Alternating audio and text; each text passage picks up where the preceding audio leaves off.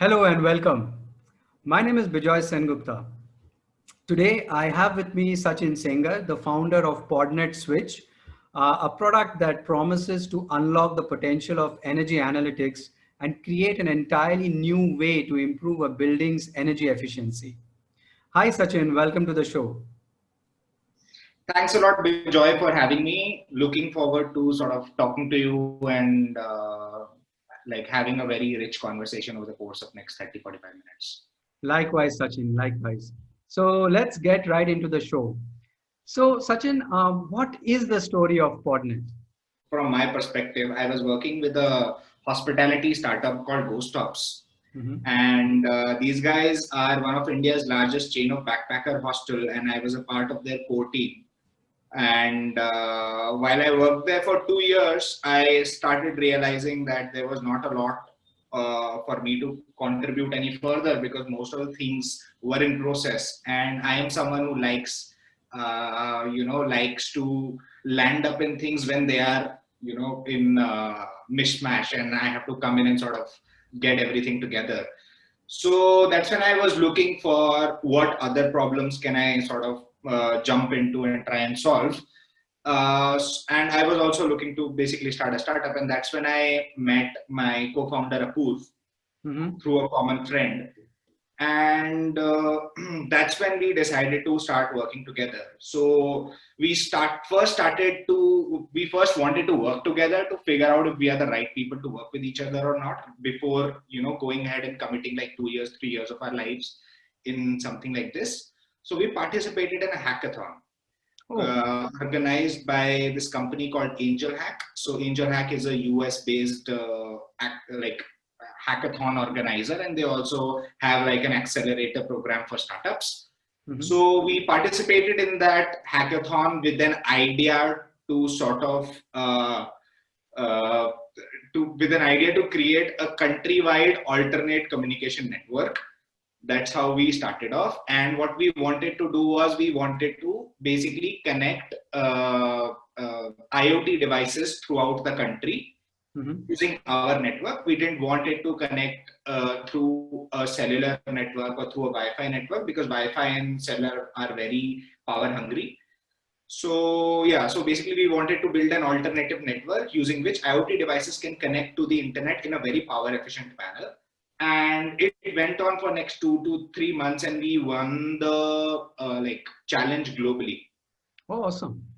Yeah, so we won the Global Accelerator program. There were 10,000 teams that participated in it. Oh, And that's when we started reaching out to investors, because we could not have got this dream to reality without sort of people's backing. And because we wanted to do a countrywide network, and then we wanted to sell subscription of that network, something what Airtel does, right? Airtel sells subscription of their mobile phone network to you mhm. guys. Similarly, we wanted to sell subscription of our network to these companies, like IoT companies, Mhm. right? So yeah, so it started off like that, and that's when we started reaching out to a lot of people, a lot of potential investors, a lot of angel investors, a lot of people who are there in telecommunications industry for a long time. And that's when we realized that we cannot go ahead and do a countrywide deployment. We cannot ask someone to do a capex without us having a background in telecommunication and give us like 100 of like 2 Yeah, crores, 3 crores, 4 crore rupees to sort of cover just the city of Bangalore. We just wanted to cover Bangalore first, right, right? right. So the advice that we got was we first need to sort of implement our solutions. Like, let's implement use cases of our solution. Okay. So basically, that's when we started thinking of what are the use cases where our network will be fruitful, right? So that's when we came to the conclusion that energy efficiency is something that everyone requires. Hmm. And since I have a background in hospitality, I work with core teams of two like emerging startups, and like I have a background experience of 5 years. So I understood that for a medium and for a medium-sized hotel, electricity is one of the largest variable costs that they have. Right. I'm not talking about mountains, because in mountains electricity is quite cheap. But I'm talking about a city like Delhi, a city like Jaipur, a city like say Mumbai. The operating expenditure is very high, and they're not playing with a very high margin if you look at it, right? So if they are able to save around even if they're able to save at least 20% of the electricity, that would be a great saving, right? And then we started doing our research. We built a prototype. We did deployments in 3 properties.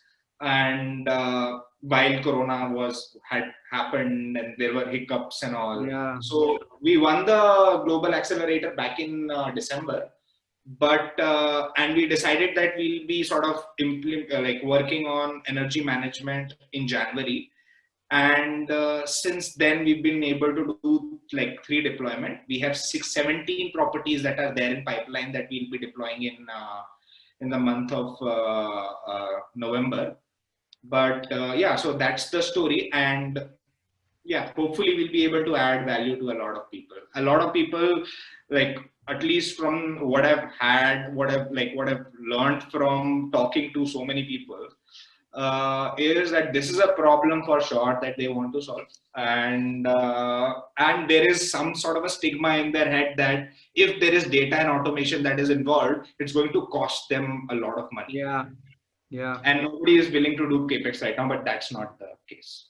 And I completely agree. You know, as an ex-hotelier and as a general manager who has been at the helm of operating large, medium size and small hotels, I completely agree with you. And this misconception that is there in the industry that if you want to get something which is good in technology, it is going to cost you a lot of money. And I think that's the space that you are playing in. So which is absolutely great. So Sachin, yes. So now Podnet has started, but to know the man behind, tell us something about your early life and what really inspired you to do what you do. So basically, I started off early life. When I say, like, in school, all I remember was playing football, and that's the only thing. I was crazy about playing football at all points of time. So, like, you can say that out of 7 periods that we have, I used to be in class only for the first period. And after that, I used to just do football. So I always like challenges. I like football because it's challenging. I like sports because it's challenging. You have to go out there and win. So so early life was all about sports and, sort of being a sports freak, playing sports, thinking about sports, talking to friends about sports. Even when I used to go back home, I used to talk to my friends about, what are we going to do tomorrow? Yeah, all of that. Like, so schooling was majorly, while I was in school, I was majorly in sports. And partially because of the fact that my father was in the army. So, he was in the Air Force. So because of that, I got a lot of exposure, like, within my surrounding as well. Like, even when I'm home, I used to see my father going for a jog at 5 every day without a fail in the morning. And then he used to go play volleyball, at 6 something. So that kind of instilled this kind of thought process in me, which made me, like, I like challenges. I like things where I could go ahead and prove myself and win. Right. So, but unfortunately, after school, I chose engineering, and I did my engineering from this place called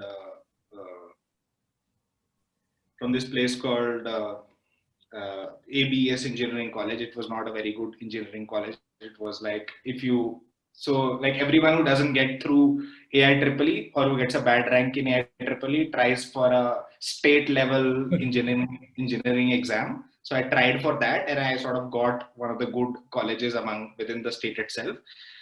I started, I did my engineering, like, I was doing my engineering there, and within 2 years, I don't know, I was part of this organization called ISEC, which is a very entrepreneurial organization. You might know ISEC. It is basically into student exchange, and it does international student exchange. So while I was in college, I used to spend most of my time working for ISEC and not studying about what my subject is, because I was not interested. I just took it because I didn't know what to do next. So when you're clueless, when your dad tells you this is what you should do, you're like, okay, let's do it. Everyone does it. Yeah. Right. So I did that. And after 2 years, I realized that this is not something I want to do. And I dropped out of engineering. And right after that, since I was in ISEC, so I knew that I want to get into something which is entrepreneurial. I was liking that because every day it was a challenge. So I basically went on to this group called Delhi Startups on Facebook. And I just wrote there that this is what the thing is. This is what I was doing. I'm very entrepreneurial, or I'm very outgoing. I've been participating in all these things throughout my school. So in school as well, I used to participate in a lot of quizzes. I used to participate in mock parliaments. I used to participate in all those things, right? And even in college, I was very this thing. So I was in ISEC. I was organizing committee president of various events that were happening. I was team lead within ISEC and all. So yeah, so within ISEC, I was team lead and all, and I was enjoying leading team, and I was enjoying, you know, working with a set of people. So I was like, the best thing for me to do right now, so will be to sort of work with a startup, right? So I went there and I basically wrote in the group that I'm looking to work with a startup and I'm ready to do any job, even if it's like an office boy job. I'm ready to do that because I knew that, you know, if it's a team of 3 people, and if I'm an office boy, even if they're much more competent than me, I'm going to learn a lot from them and from the entire experience. Yeah, that's how it is. Yeah.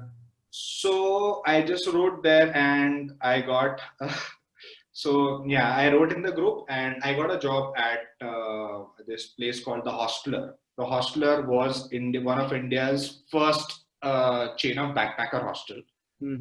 And backpacker hostel, the first backpacker hostel opened in India late in 2013. Hostler started in mid of 2014. So they were quite early to the backpacker hostel segment in India. So I started working with them. They didn't want to spend a lot of money on marketing and all because they were getting most of their bookings from Booking.com, GoIbibo and all of that, Hostel World and all of that. So I was like, just you can give me a place to stay and you can give me a like good like average salary that I can just spend, like make sure that I'm able to pay for myself. And I'm ready to do marketing for you because I was doing social media marketing and all for ISEC, right? So for them it was a steal. So I was like, so they were like, okay, let's do it. Yeah.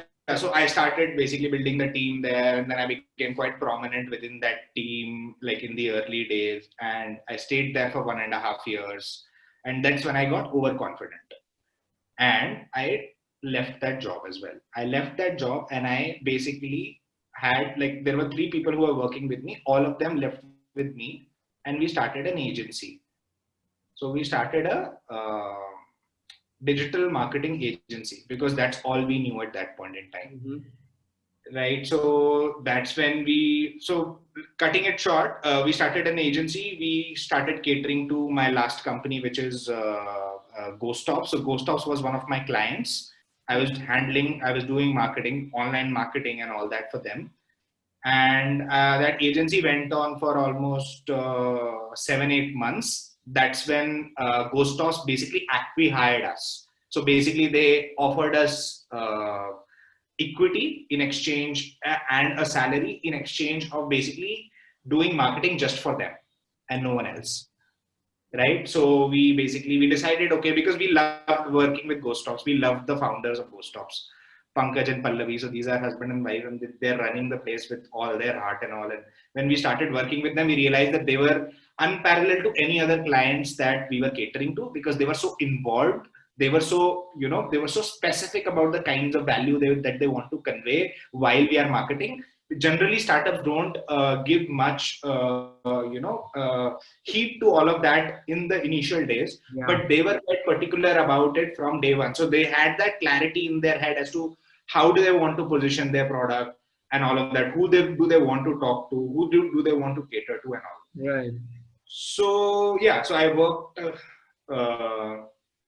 Yeah, so I just worked there 2 more years, handled marketing, sales, and then set up their cafes across all their properties. So I was not like just tech enablement was something that I was doing, and I was setting up the entire process, and then I was handing it over to the operations manager, and they were sort of getting it implemented on ground.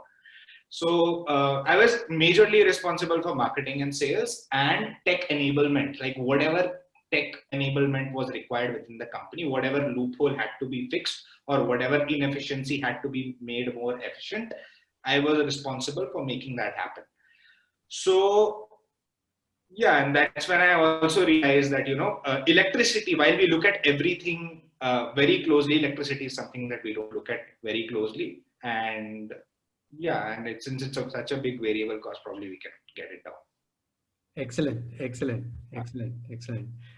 So Sachin, that's such an interesting story. Somebody who was spending a lot of time playing football, and now here he is heading a company that's mission is to reduce the carbon emissions of companies globally.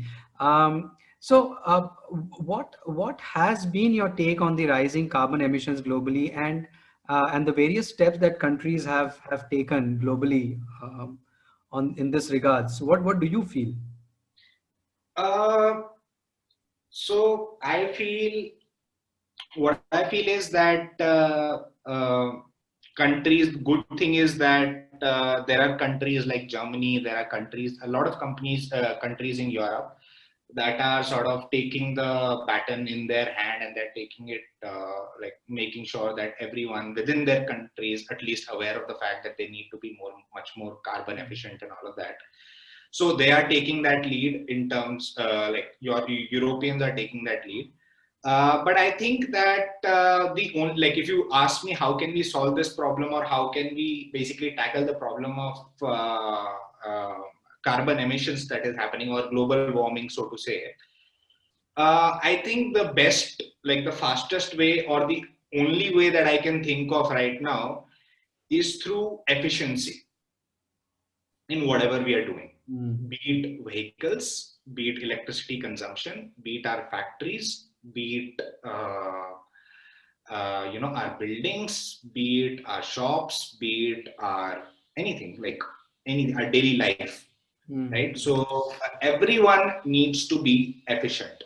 That's the basic thing that has to be. When I say efficient, I am saying that you put in less input and you get more output. Simple as that. You put in less input and you try to derive more output out of it. How do you become efficient? That's the question. How do you become efficient? When you take smart decisions, right? When you take sustainable decisions. How will you take sustainable decisions? For you to be able to, so some things are like very clear, which is, okay, I should not throw polythene like anywhere on the road, right? Because it harms the environment, and then there are animals who come out there and have it and all of that. But there are a lot of efficiencies that are hidden and we cannot see them with our naked eyes. And that's the major chunk of, that's the biggest scope of efficiency for anyone, right? Be it countries, be it building owners, be it anyone, right? So I think that the best way, or the fastest way, or the most inevitable way, according to me, is to tackle the problem of emissions or global warming right now, is by adopting efficiency, this efficiency mindset, thinking long term, thinking like a multiplier, thinking like what will I do today which will help me reap benefit for next 5 years.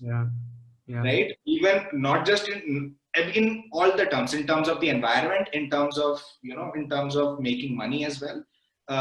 So basically I think efficiency is something that can solve or will solve this problem of emissions and all of that, and we are already seeing that happen, right? So your electric bikes, all these electric bikes that are coming are like fully equipped with they're connected to the internet at all points of time, right? They are giving information about critical parameters of the vehicle or the state of the health parameters of the vehicle at all points of time. This allows the manufacturer to see in real time as to in what state of efficiency is the bike operating.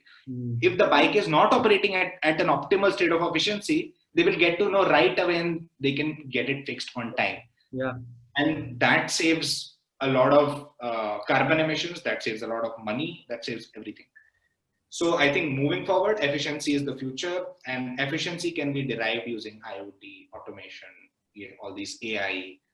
We have to basically move towards these emerging technologies, embrace them, and not be too, so whenever something new comes up, people are scared of it. That's human nature. Yeah. Right. And then there are some young people who sort of take the plunge and they're like, let me try it.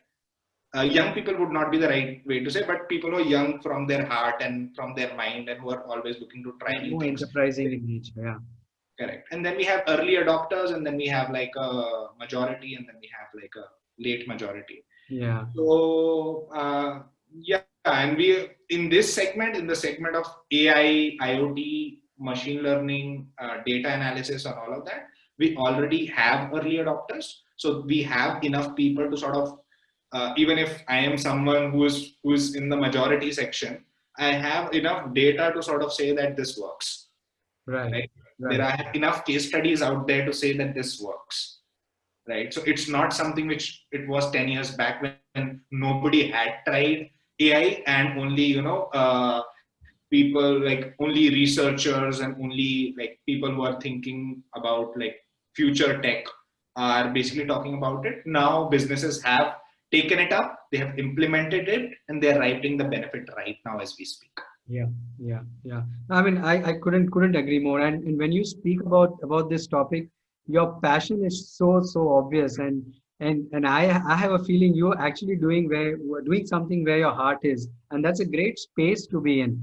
So Sachin, this is such an interesting discussion with you, getting to know you even better here.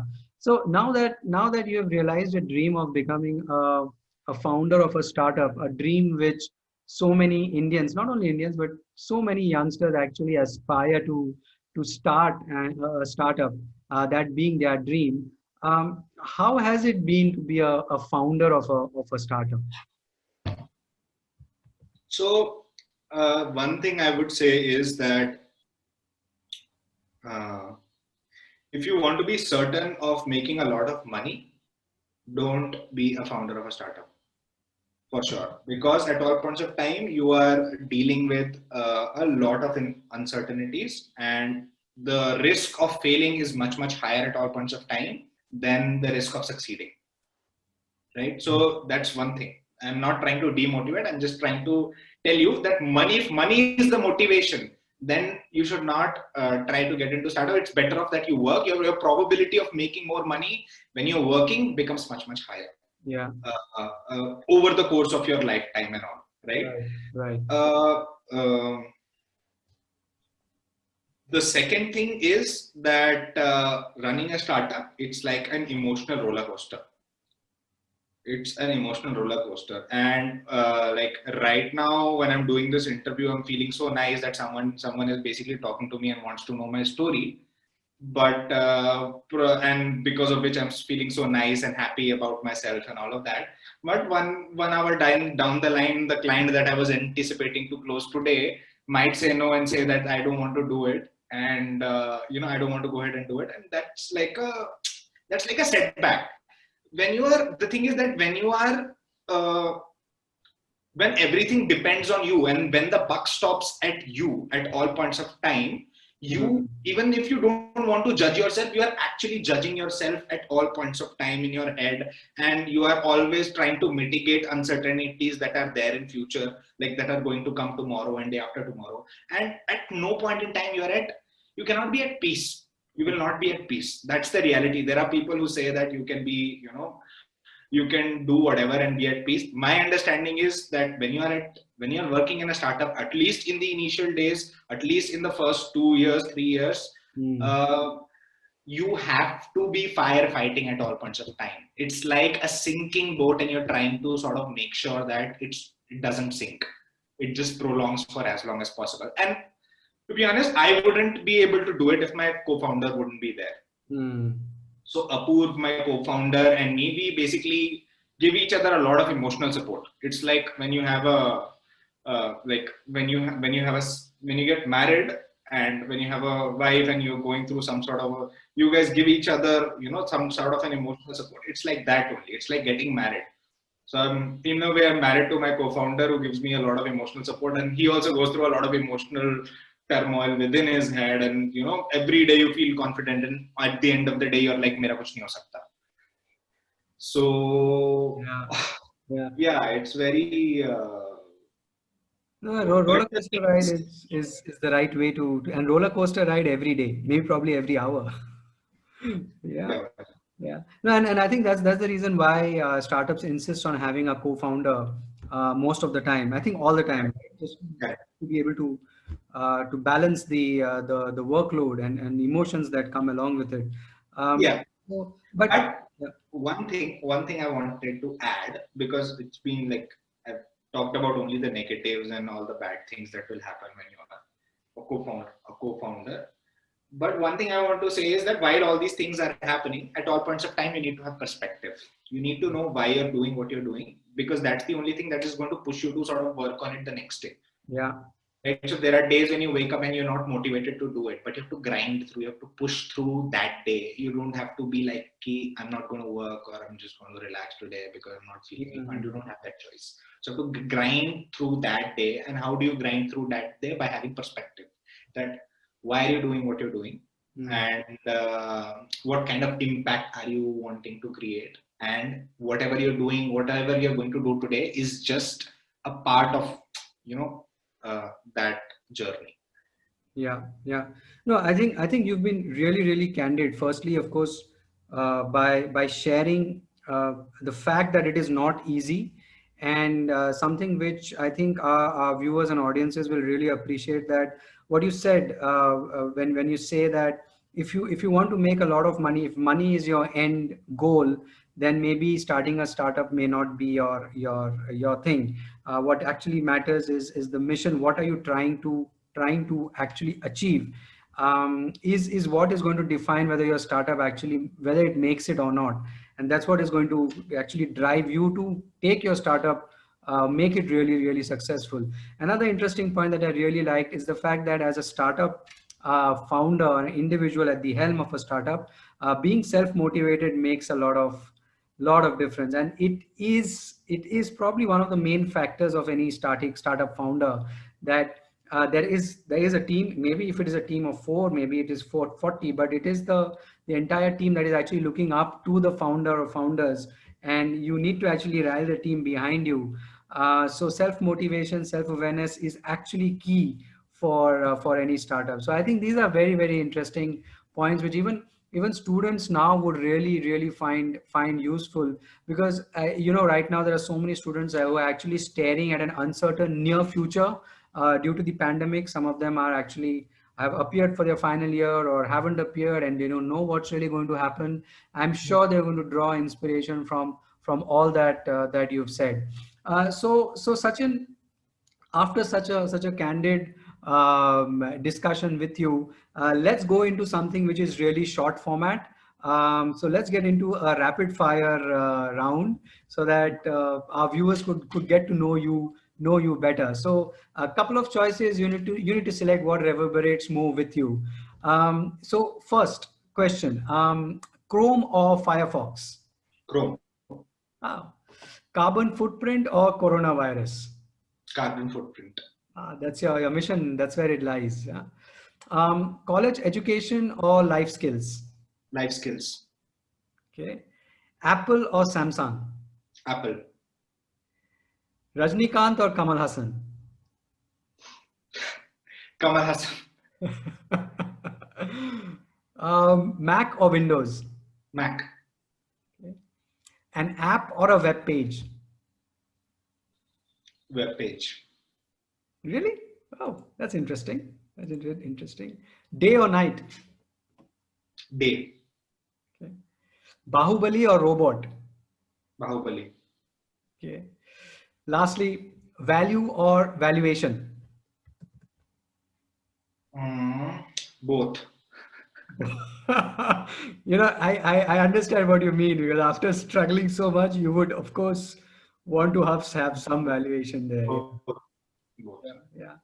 Interesting. Awesome, awesome, Sachin. So, Sachin, it was absolutely great having you on the show and to have this quick chat with you. Sachin, any closing thoughts before we close the show? Yeah. So the only closing thought is that while I was trying to give people the reality check, and I was trying to tell people that there are certain things that are hard in a startup, but it gives you a lot of. But at the same time, I realized that I did not talk much about the positive things, and all the students and all the young people who are watching or who are aspiring to become like a founder. At the same time, it gives you a lot of self-worth as well. Sometimes, like you feel very you start feeling very highly about yourself that way. And like highly about yourself is not the right thing to say, but basically your self-esteem, all of that rises, and you start believing in yourself like a bit more if you are able to sort of get results in the initial days. But at the same time, if you're not able to get results, it's easy to sort of lose track and sort of get inside your cocoon and say that I'm not going to start up again. It's about trying, and being persistent and trying new things, right? That's it. Great. Awesome. Awesome. So, it was Sachin, it was absolutely great having this quick chat with you. I wish you and Team Podnet all the best in your mission of reducing Thanks for the joy. admin Thanks a lot. footprint. To my viewers, thanks for watching, and keep watching this channel for more on businesses and services that have the potential to change our lives forever. If you are a business that wants to make a difference and you want to be on this show, just drop me a message. This is Bijoy Sengupta signing off. Goodbye.